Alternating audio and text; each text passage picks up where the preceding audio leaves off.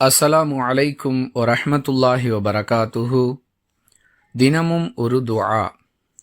தொழுகையில் ருக்கு செய்யும் பொழுது இந்த வாசகத்தை ஓதிக்கொள்ள வேண்டுமென்று அல்லாஹுவின் தூதர் ஸல்லல்லாஹு அலைஹி வஸல்லம் அவர்கள் கற்றுக் கொடுத்த வழிமுறை நஸஈ எனும் நூலில் 1121வது ஹதீஸில் பதிவு செய்யப்பட்டிருப்பதை பார்க்கிறோம்.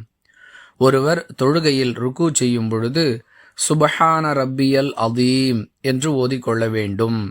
மகத்துவமிக்க என்னுடைய இறைவன் பரிசுத்தமானவன் என்பது இதன் பொருளாகும்.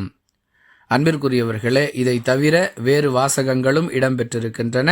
அவற்றை அடுத்தடுத்த பதிவுகளில் அறிந்து கொள்வோம். மீண்டும் இந்த வாசகத்தை நினைவுபடுத்துகிறேன்.